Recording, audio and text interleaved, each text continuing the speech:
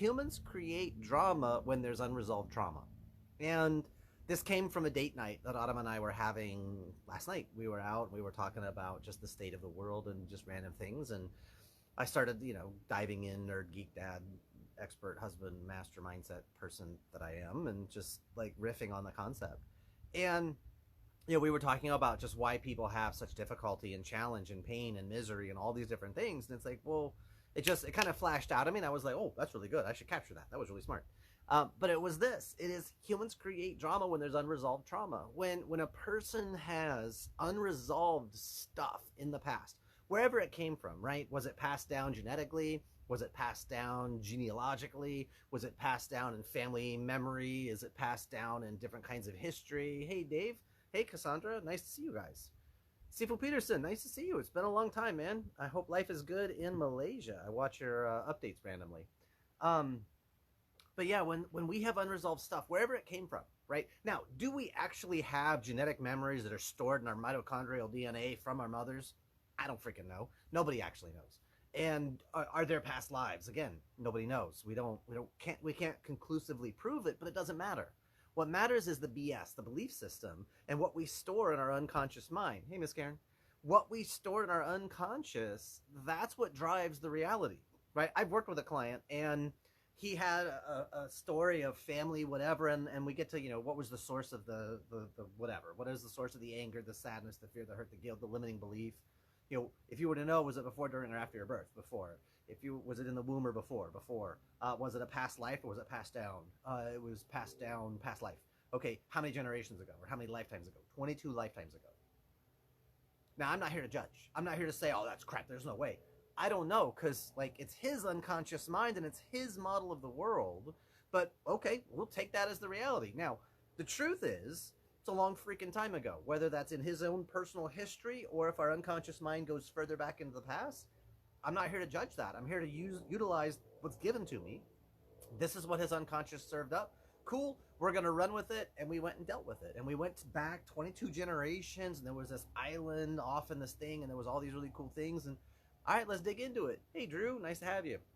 So we went in, we joined. And so it's this idea that we create drama when we have unresolved trauma. When we have unresolved existential stuff from the past, that's where it comes from. And until we get that resolved, we're going to react to people. I'm having a chat right now with a guy. Found out yesterday his wife said, I want a divorce. I'm thinking I want a divorce. Now, the words matter. How she said it mattered. Was this a test? Does she actually mean it?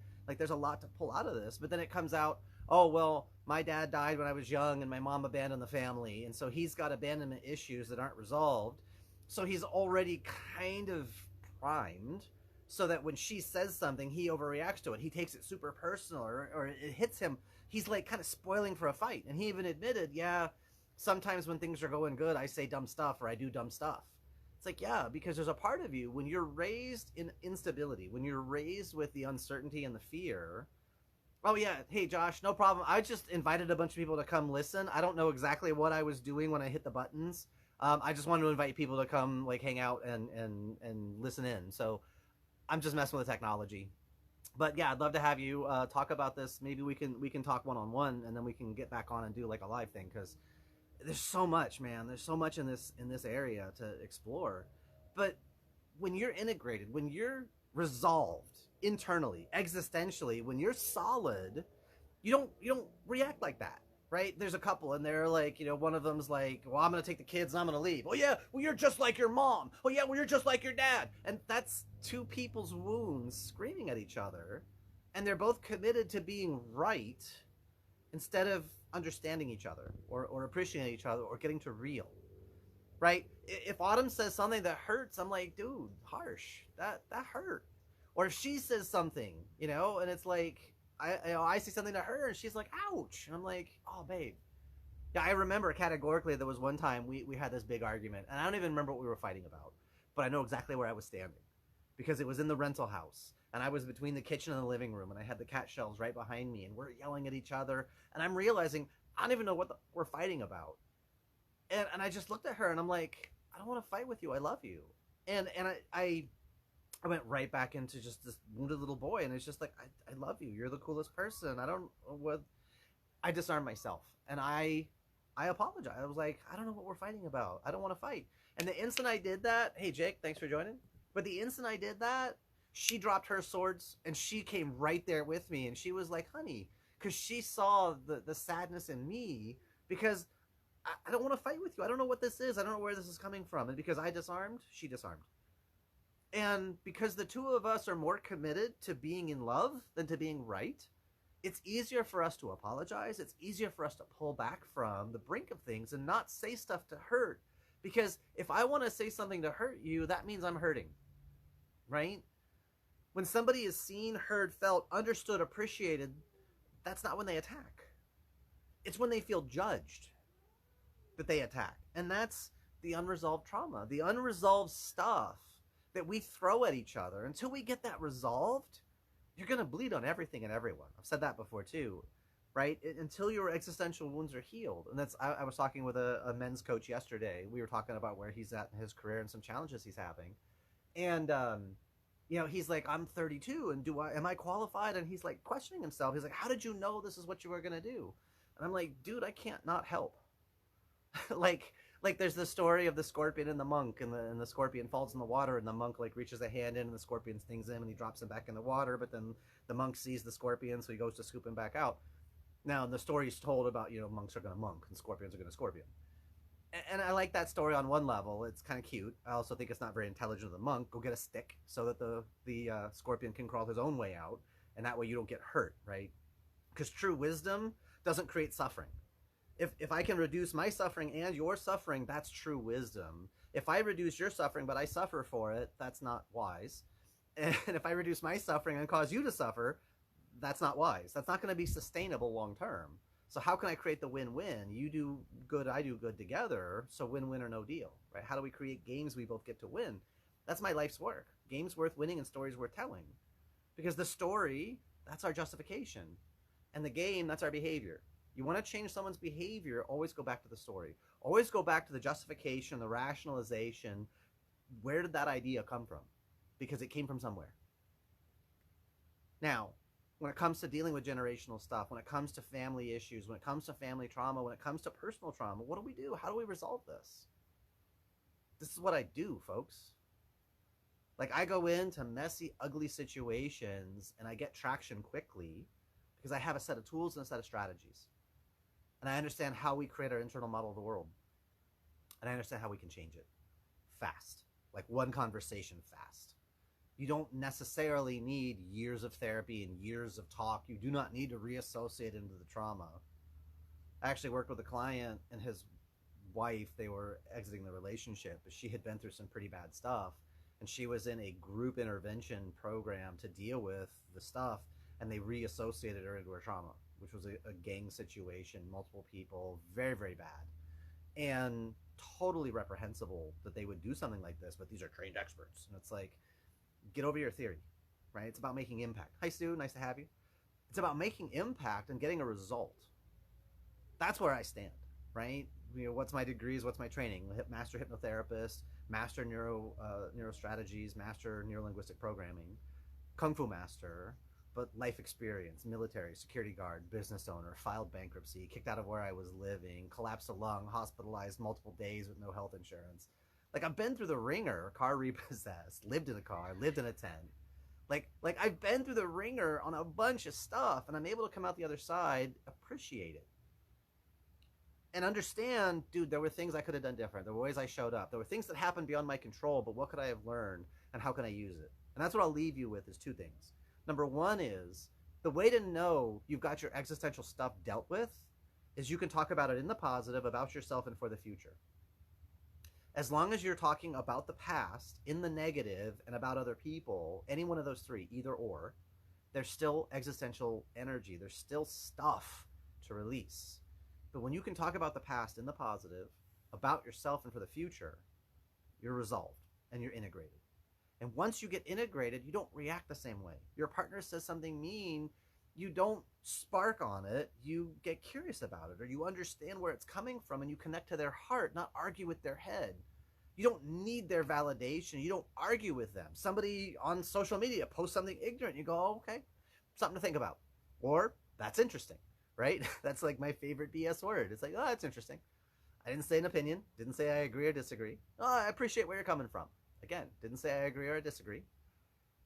Because is it worth it? Am I going to change your mind? Am I really connecting to your heart and we really are trying to understand each other? Or we're just not on the same page? I'm not here to win your approval. I approve of myself. That's all I need. I like the approval of others. I like the validation of others. I like to know what I'm doing is landing. But the sun shines because that is in the nature of the sun. And if you're not living like that, if you're not that solid in yourself, right, be aware of triggers. So Sue raises a good point. Be aware of triggers. Triggers only work when there's an anchor. The anchor is your own nervous system. If I don't have an anchor, there's nothing there for the trigger to pull on. That's how they work. Triggers is external reality, external circumstance, external stimuli, only functions when there's a trigger or when there's an anchor in my nervous system. When you've released the anchor, release the anchor too, but when you release the anchor, you've now taken away, there's nothing there for the explosion to happen, right? Think of it like this. For an explosion to occur, you must have positive energy and negative energy connect. So if you can unplug either polarity, life gets easier. So what is the positive and what is the negative? The positive is our desire.